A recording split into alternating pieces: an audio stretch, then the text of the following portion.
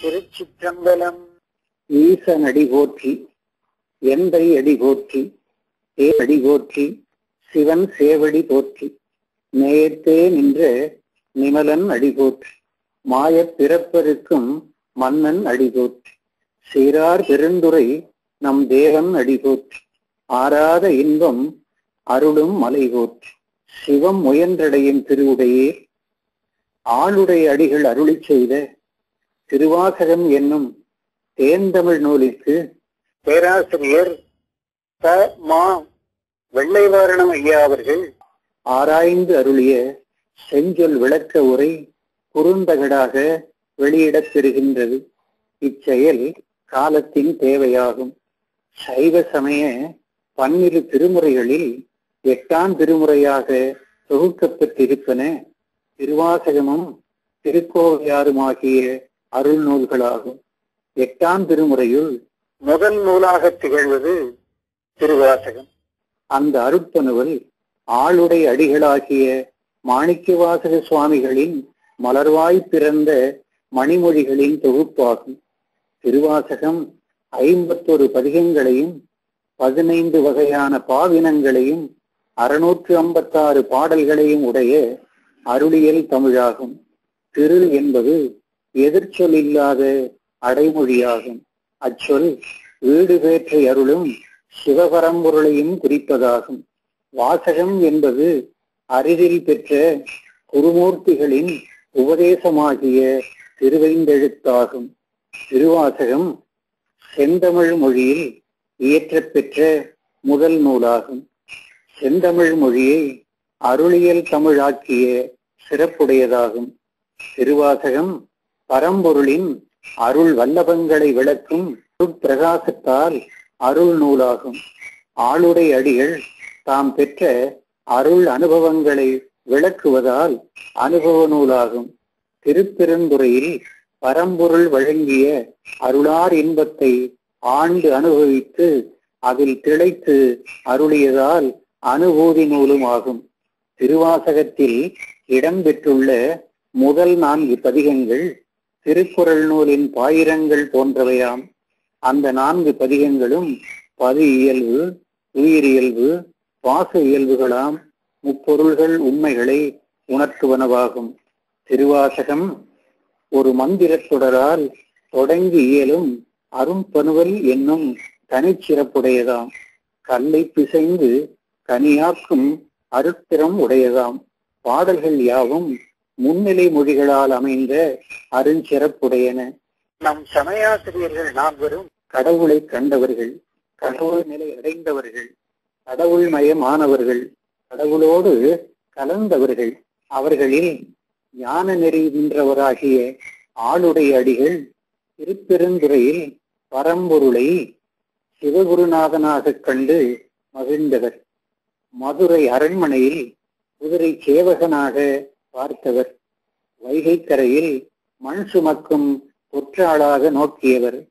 இல்லையம்பலத்தில் படியோல எழுதும் பணியாளராக பார்த்தவர். மாணிக்கவாசகரின் ஆன்ம யாத்திரை திருவாத ஊரில் தொடங்கியது.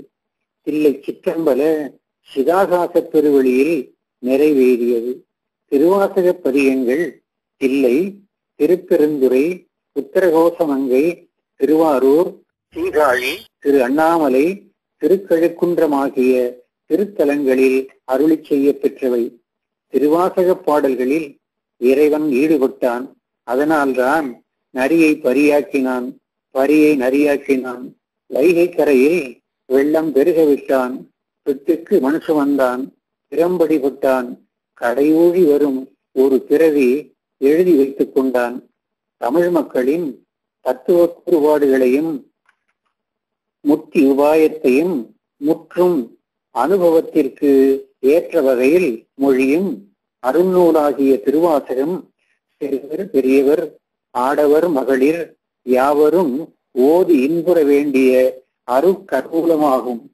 திருவாசகம் என்னும் சிவையான செம்பொருள் நூலிற்கு 1.5 ஆண்டுகள் வாரும் மருத மாணிக்க தீங்கனியாம் மகாலிங்க பெருமான் திருக்கோயில் கொண்டுள்ள திருவிடைமருதூர் திருக்கோயில் முன்பிலில் எம் ஆசிரியர் பிரான் பேராசிரியர் தாமா வெள்ளைவாரணம் அவர்கள் ஆன்றோர்களும் அருளாளர்களும் திரண்டு திரண்டு வந்து கேட்கும் வண்ணம் விரிவுரை வழங்கினார்கள்.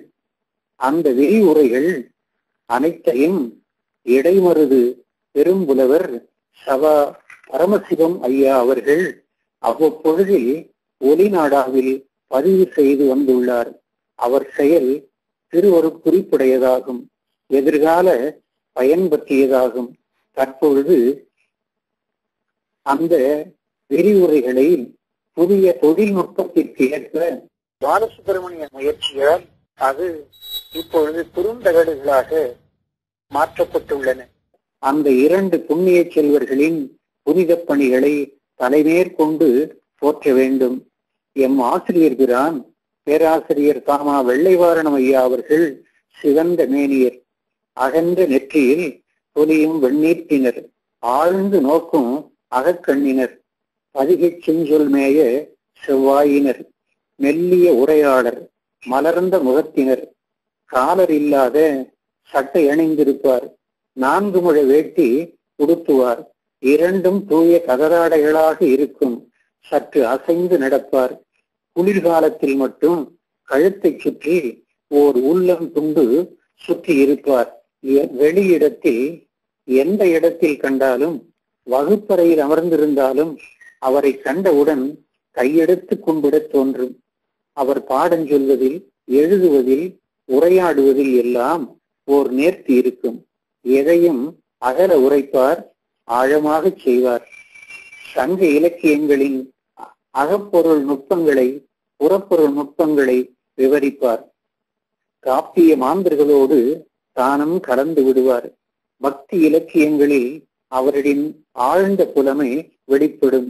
அவர் பிரபந்தங்களில் ஆழங்கால் பட்டவர்.